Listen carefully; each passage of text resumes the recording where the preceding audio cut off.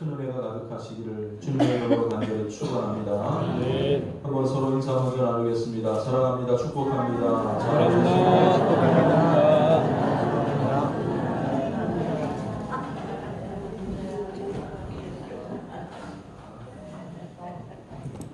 추위에다가 덮친 격으로 비까지 잠깐 내렸지만 또 우리의 마음을 하나님께로 향하고 또 예배의 자리로 오게 하심을 너무 감사드리고 또 기왕에 오셨으니 마음을 활짝 열고 하나님 앞에 가까이 나아갈 수 있는 이 시간을 배웠으면 좋겠습니다. 장로교 신앙의 관점에서 성경의 이 내용을 해석해 놓은 소요리 문답을 보면 제일 중요하고도 기본적인 질문이 1번에 나오고 있습니다. 사람의 제일 되는 목적이 무엇인가? 라는 그런 질문에 대한 대답들을 여러분들 다 기억하고 계실 것입니다. 혹시 자신 있게 말씀하실 분 계십니까? 사람의 제일 되는 목적이 무엇입니까? 부끄러움들이 많으신 분들이라 마음속에 다 이렇게 알고 계시겠지만 제가 대신해서 대답을 해드리면 하나님을 영화롭게 하는 것과 영원토록 하나님을 즐거워하는 것, 그를 즐거워하는 것이다 라고 되어 있습니다. 다시 말하자면 우리의 존재 이유, 사람의 존재하는 이유는 사람들의 모든 행위들, 특별히 하나님의 자녀된 우리가 하는 모든 행위들이 하나님을 기쁘시게 하고 하나님을 즐겁게 할 수 있는 그런 행위들이 되어야 한다는 것입니다. 그것은 비단 예배뿐만이 아닙니다. 기도나 찬양뿐만 아니라 우리의 가정생활이나 직장생활이나 학교생활이나 사회생활의 모든 과정들이 결국에는 궁극적으로 하나님을 기쁘시게 해드리는 것이 되어야 된다는 그런 말씀이죠. 우리는 흔히 예배 드리러 갈 때에 오늘도 내가 은혜 받으러 간다 이런 말들을 사용할 때가 있습니다. 어떤 의미에서는 맞는 말이기도 하지만 또 이 말 뜻을 우리가 오해하기 쉬운 것은 예배가 하나님께 드리는 것이 아니라 전적으로 자기 중심적인 어떤 그런 표현임을 알 수가 있습니다. 근본적으로 예배의 의미를 표현한다면 우리가 하나님께 예배를 드리러 간다. 우리가 드리러 가는 것이 받으러 가는 게 아니잖아요. 하나님께 예배를 드리러 가고 경배하러 가고 그렇게 표현해야 맞는 말일 것 같습니다. 일주일에 한 번 일요일이었으니까 교회 안 나가면 찜찜하거나 의무감으로 와서는 하나님께서 그것을 진정으로 기뻐하실까라는 생각을 해보게 됩니다. 모처럼 한번 그래도 친구들, 교회 사람들 한번 만나러 오거나 혹은 직분이 있고 또 오랫동안 다녔으니까 체면상 와 계셔도 안 될 것입니다. 우리는 예배의 자리로 올라올 때에 하나님을 사랑하는 마음으로 기도하고 하나님을 기쁘시게 해드리기 위해서 찬양하고 또한 하나님의 뜻을 알기 위하여서 말씀을 듣는 것입니다. 우리가 그게 먼저 될 때에 그렇게 행할 때에 하나님은 우리에게 은혜를 주시고 또 감격도 주시고 세상을 살아갈 수 있는 힘과 능력도 베풀어 주실 줄로 분명히 믿습니다. 이 순서를 바로잡아야 되는 거예요. 내가 하나님께 드리러 오는 거지 뭔가를 받으러 왔다. 그러니까 그날은 오늘은 예배 공쳤다는 말도 나오고 오늘 은혜가 안 된다는 말도 나오고 은혜가 되고 안 되고를 떠나서 내가 하나님께 드리러 왔잖아요.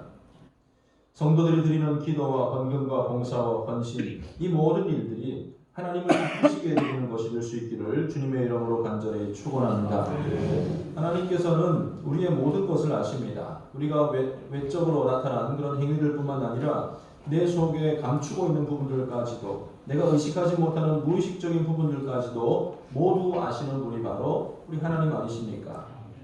그러므로 우리는 늘 하나님 앞에서 진실하게 행해야 할 것입니다. 꾸준히 예배드리고 출석은 하고 또 이렇게 봉사는 하지만 거짓되고 이기적인 마음으로 신앙생활을 한다면 하나님 그거 다 알고 계실 줄로 믿습니다. 한 번의 실수로 인하여 평생을 죄인으로 낙인 찍히고 살았던 사람이 있습니다. 바로 첫사람 아담의 아들이었던 가인이었습니다. 그는 동생 아벨을 쳐 죽이기 전에 이미 큰 죄를 범하였는데 그가 어떤 죄를 저질렀을까요? 부모의 말을 듣지 않고 방탕한 죄였습니까? 아니면 폭력을 휘두르고 마음대로 살았습니까? 아니면 간음이나 음란한 일을 저질렀습니까? 사실 그런 대목은 나와 있지 않습니다. 가인은 아버지의 가르침을 따라서 한 해 동안 지은 농산물 중에 일부를 제물로 삼아서 하나님께 바치지 않았습니까? 아벨과 똑같은 모양으로 제사를 드렸습니다. 그러나 하나님께서는 가인과 그 제물을 받지 않으셨습니다. 이거는 제물로 드려진 것이 동생은 양이고 형은 곡식이고 그런 문제가 아니었던 것이죠. 하나님은 그의 제물을 받지 않았다라고 말씀하지 않고 성경을 보면 가인과 그의 제물을 받지 않으셨다라고 말씀하고 있습니다. 유추해 보건대 가인은 그 마음 가운데 진정 이걸 통해서 하나님을 기쁘시게 드려야지라는 그런 마음 없이 그저 아버지가 시키니까 외적인 형태는 갖추었지만 하나님을 존경하는 마음도 없이 의무감으로 행하였기 때문에 하나님은 가인과 그 제물을 받지 않으셨던 것입니다. 오늘 우리가 모든 행위들을 하게 될 때에 진정 하나님께서 기뻐하실까? 내 모습을 하나님께서 즐거워하실까? 그런 모든 일들에 대해서 냉정하게 질문하고 판단하며 행할 필요가 있습니다.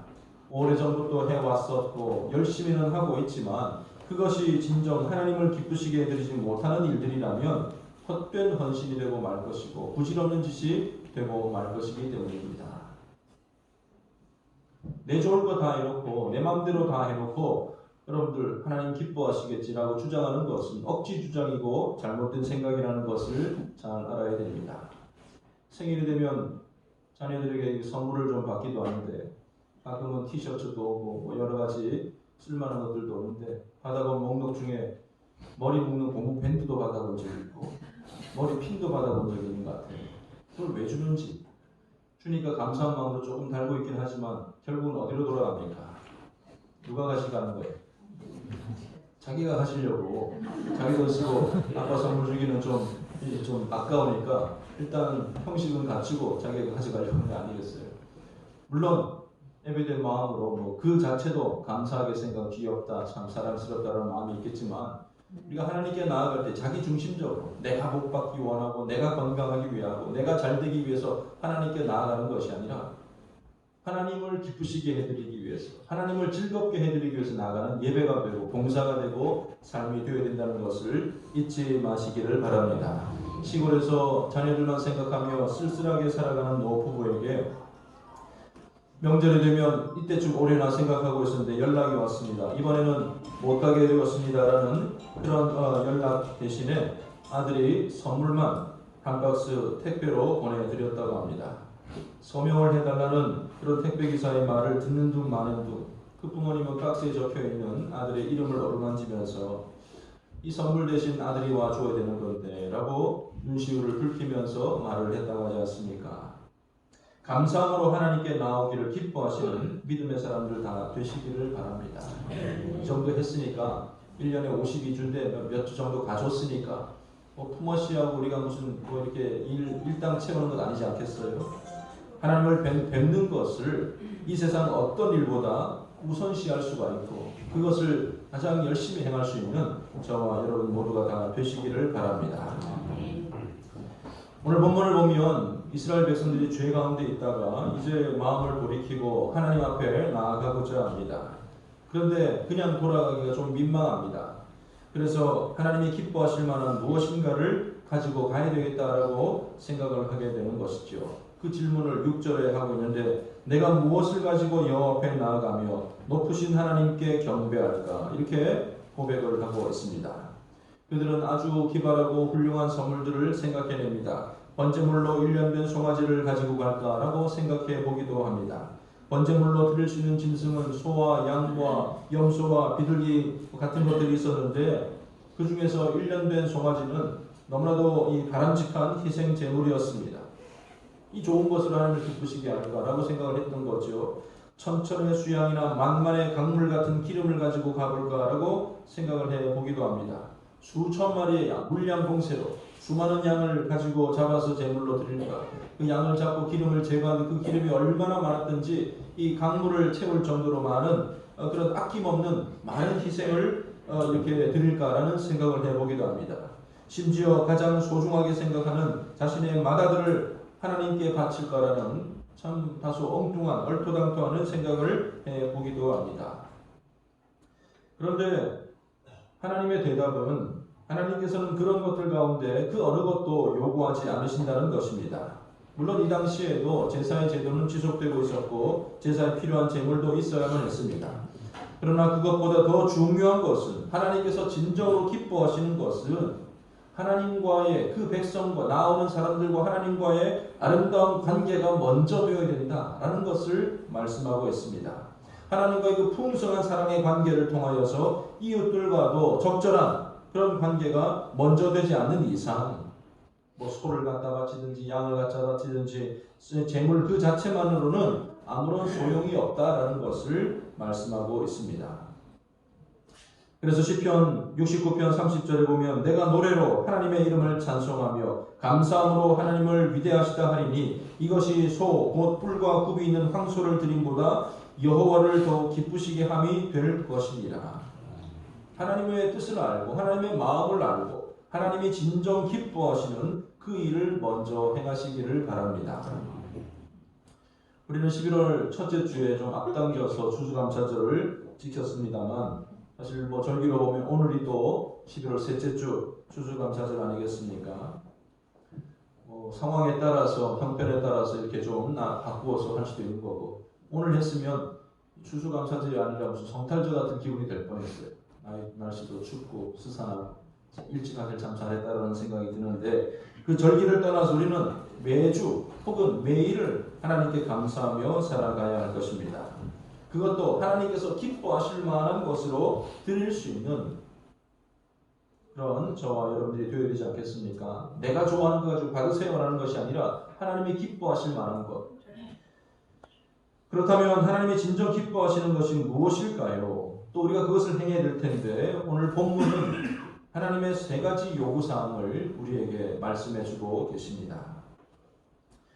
본문을 통해서 보면 여호와께서 우리에게 구하시는 것은 8절 중반절부터 이렇게 이 하나님의 뜻이 나와 있는데 여호와께서 내게 구하시는 것은 첫 번째는 정의를 행하라는 것입니다. 따라서 해봅시다. 정의를 행하라. 정의를 행하라. 정의를 행하라. 정의를 행하라. 여호와께서 구하시는 것은 오직 정의를 행하며라고 말씀하고 있습니다. 정의가 뭘까? 또 다른 말로는 공의라고 표현할 수가 있을 것인데 공의, 정의는 하나님의 성품입니다. 우리가 표현할 때 공의로우신 하나님, 정의로우신 하나님 그렇게 말씀하지 않습니까?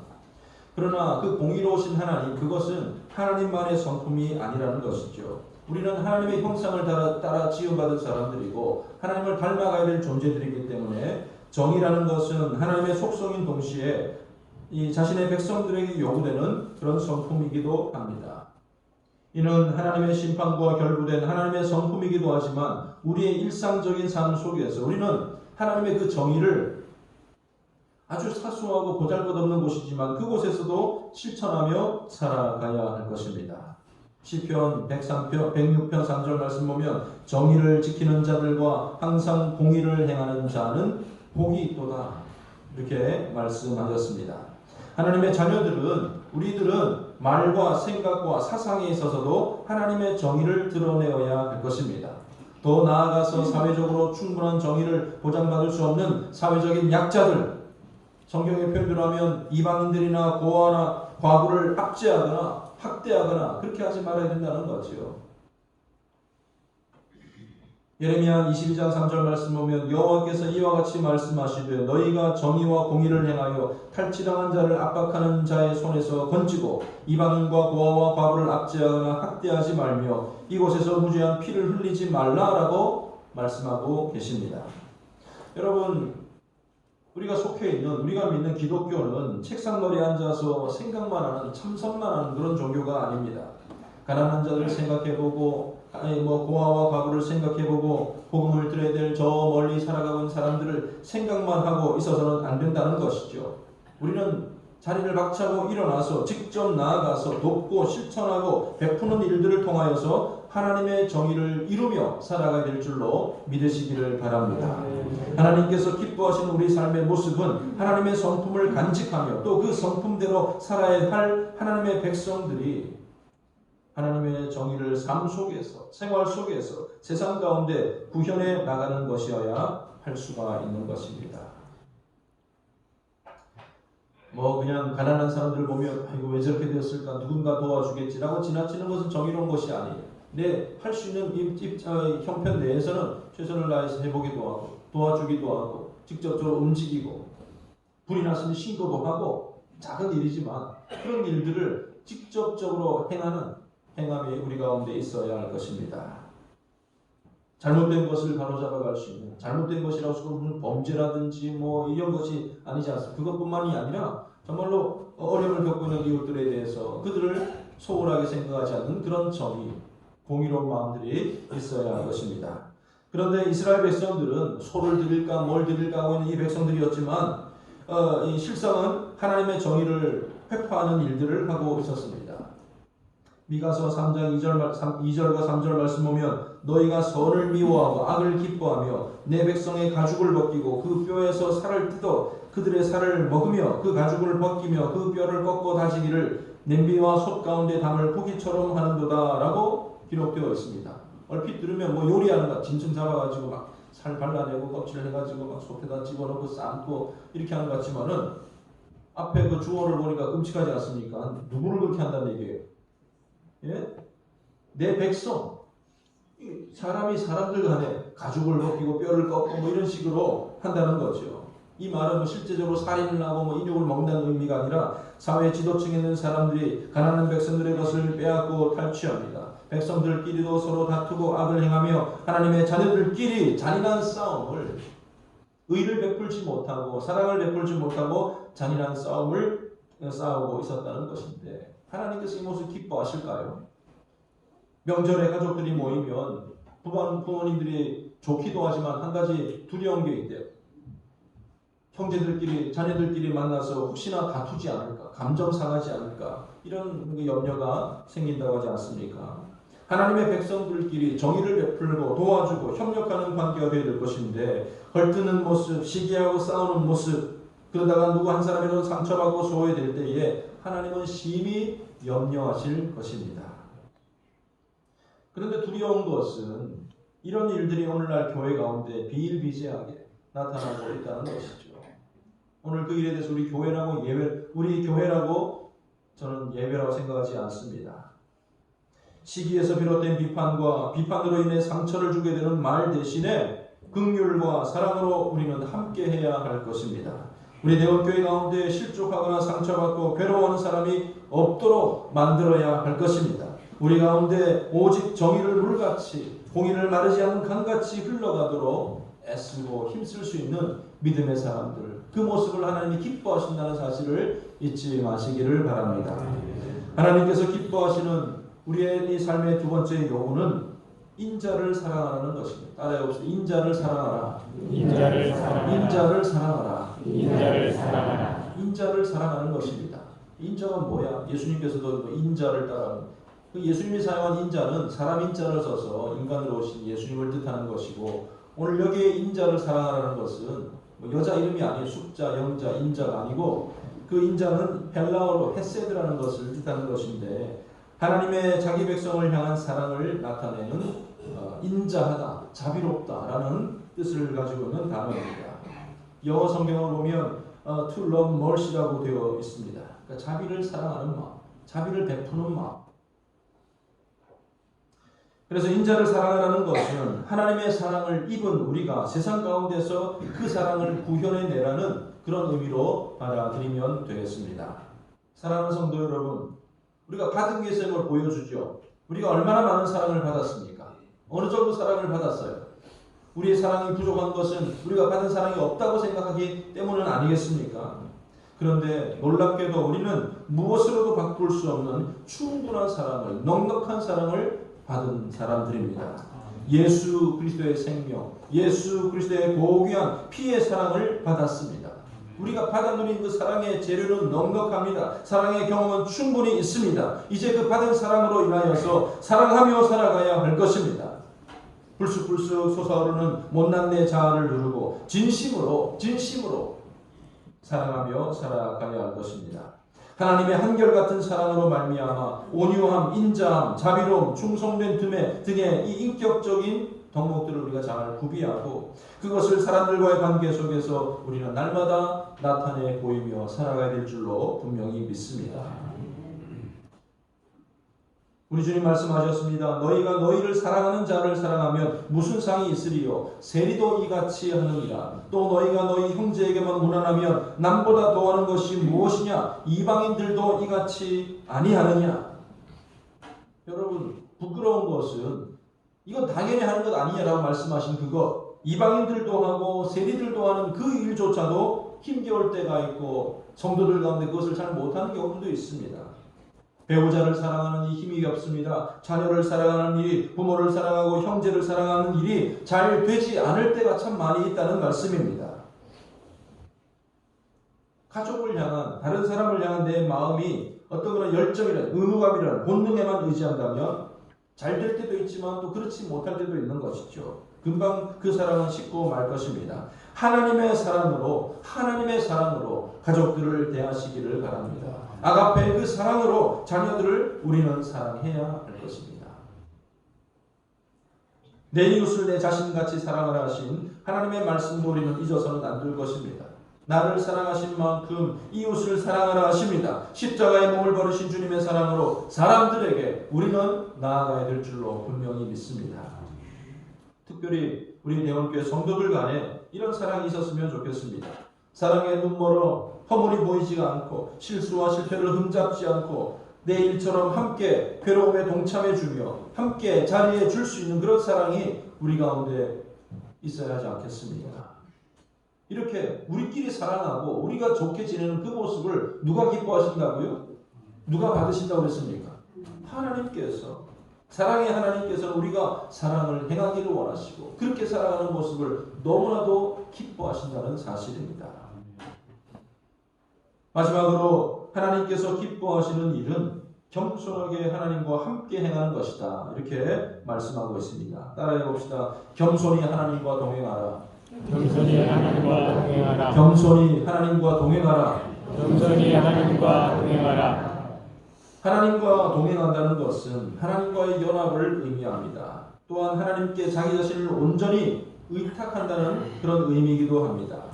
기독교인이라면, 여기 계신 여러분들이라면 누구나 다 하나님과 동행하기를 바라고 있을 것입니다. 아니, 동행하고 있다라고, 지금까지 동행하고 왔습니다라고 생각하실 것입니다. 그런데 잘 생각해 보십시오. 하나님과 참된 동행을 위한 전제가 있는데 아까 우리가 말했지만 겸손하게 동행하라. 겸손하게 하나님과 동행하라. 하나님과 동행하는데 왜 겸손이 필요합니까? 이것은 누가 주도자가 되고 누가 주권자가 된다는 어떤 그런 의미를 포함하고 있는 내용입니다. 내가 내 인생의 주도자가 되어서 하나님을 이리저리 끌고 다닙니다. 이게 끌고 다니고 사업할 건데 사업 안 도와주실 거예요? 내가 왜 이렇게 건강이 안 좋은데 내 건강 책임져 주지 않을 거예요? 뭐 기도하고 바라고 원하는 것을 얘기하고 하나님을 내가 이렇게 끌고 다니는 그런 사람이 되어서는 안 되는 것이죠. 이것은 진정한 동행이라고 말할 수가 없을 것입니다. 하나님 없이도 내가 할 수 있다라고 말하는 것이 바로 교만입니다. 우리가 진정 하나님과 동행하기 위해서 필요한 것은 바로 겸손해야 합니다. 내 인생의 주인이 주님이십니다. 주님 말씀하시는 대로 순종하겠습니다. 하나님의 뜻대로 살겠습니다. 하나님만을 의지하기 원합니다. 라는 고백 위에 참된 동행도 이루어질 수가 있다는 것이죠. 성경에 보면 죽음을 보지 않고 승천한 놀라운 두 명의 사람이 있는데 하나님의 선지자 엘리야와 또 한 사람은 누굽니까? 에녹이라는 사람입니다. 엘리야는 그럴 만한 자격이 있는 것 같아요. 수만 가지 그런 기적들을 베풀었고 하나님의 이 메시지를 참 불같이 선포하였고 그러니 마지막에 정말로 보란듯이 하나님께서 이렇게 죽음을 보지 않고 데려가신 것 당연하다고 생각되어지지만 이 에녹은 웬 말입니까? 에녹이 무슨 일을 했습니까? 에녹이 어떤 삶을 살았습니까? 에녹에 관한 기사는 창세기에 단 4구절 등장하고 있습니다. 어떤 말씀이냐면 그가 65세에 무드셀라를 낳았습니다. 그리고는 무드셀라를 낳은 후 300년을 하나님과 동행하며 자녀를 낳았다. 아니 뭐 그냥 자녀 놓고 사는 거 나도 하는 일이고 여러분들도 해왔던 일인데 그게 뭐냐 대단한 일이라고 하나님께서 죽음을 보지 않고 그를 데려오고 가셨을까? 별다른 사역도 남다른 기적도 놀라운 삶의 전환도 없었지만은 여러분 여기 중요한 비결 하나가 있는데 그는 평생을 하나님과 동행하며 살았다. 하나님과 동행하던 사람이었습니다. 겸손하게 자기 자신을 낮추고 하나님께 모든 것을 의지하며 단 한 번의 굴곡도 없이 하나님과 동행하였기에 365년의 인생을 한결같이 하나님과 동행한 사람이었기 때문에 하나님 그를 귀히 여겨 주셨던 것이죠. 그러기에 하나님께서 그를 영광스럽게 불러주신 줄로 분명히 믿습니다. 사랑하는 성도 여러분, 자신의 인생을 내 것으로만 여기지 마시기를 바랍니다. 인생의 주도권을 하나님께 내어 놓으시기를 바랍니다. 겸손하게 하나님의 뜻을 기다리고 함께 행하는 자에게 하나님께서는 복을 주십니다. 그리고 또한 그를 기뻐하시는 줄로 믿으시기를 바랍니다. 그래도 신앙을 가진 청교도들이 세운 나라 미국에서는 하워드 의원 도서관 이 벽면에 바로 이 미가서 6장 8절을 기록하고 놓고 있습니다. 오직 정의를 행하며 인자를 사랑하며 겸손하게 내 하나님과 함께 행하라. 법과 질서를 지키면서 하나님의 정의를 이루어 보겠다는 나름대로 의지를 볼 수가 있습니다. 미국의 39대 대통령이었던 지금도 생존해 있는 이 수많은 사람들에게 존경을 받는 지미 카터는 의도적으로 성경 위에 손을 얹고 이렇게 기도를 해 취임식 때 기도를 하는데 미가서 6장 8절 이 면을 펼치고 그 위에 선서를 하였습니다. 그리고 그는 취임 연설 중에도 이 말씀을 인용하였다고 합니다. 그는 이 말씀처럼 정의로운 나라를 만들기 위해서 노력하였으며 퇴임 후에도 정말로 95세가 되기까지 대통령에 있을 때보다 더 많은 헌신과 더 많은 봉사와 더 많은 섬김으로 살아갔던 것을 국경과 나라를 따지지 않고 정말 필요한 모든 곳에 쫓아다니면서 그가 행하였던 것은 바로 하나님께 받은 사랑이었고 또 그가 증거하였던 것은 대통령의 어떤 직분이 아니라 하나님의 자녀임을 널리 선포하지 않았습니까? 인자를 사랑하며 겸손하게 하나님과 함께 동행하였던 삶이라고 말할 수가 있을 것입니다. 그의 삶을 하나님께서 얼마나 기뻐하시겠습니까? 그의 삶의 어떤 면을 더 기뻐하시겠습니까? 대통령으로 있던 때였겠습니까? 사랑과 정의와 겸손하게 하나님과 동행하는 그 일을 기뻐하시겠습니까? 사랑하는 성도 여러분, 오늘 우리가 오해하지 말고 착각하지 말고 살아가시길 바랍니다. 그냥 오랫동안 해왔던 그 일들, 종교적인 행위들, 헌신들, 헌금들 이런 것들을 하나님이 기뻐하시겠지. 이것 받았으니 하나님께서 나를 알아주시겠지라고 착각하지 마시기를 바랍니다. 오늘 여기 계신 우리 모두는 하나님이 진정 원하시는 것을 들고 하나님께 나아갈 수 있어야 할 것입니다. 오늘 우리에게 말씀하십니다. 정의와 인자와 겸손함으로 나와 동행해라. 그 말씀 내 마음판에 꼭 새기시고 내 모든 삶의 자리에서 이루며 살아갈 수 있는 저와 여러분 모두가 다 되시기를 주님의 이름으로 간절히 축원합니다. 아멘. 기도하겠습니다.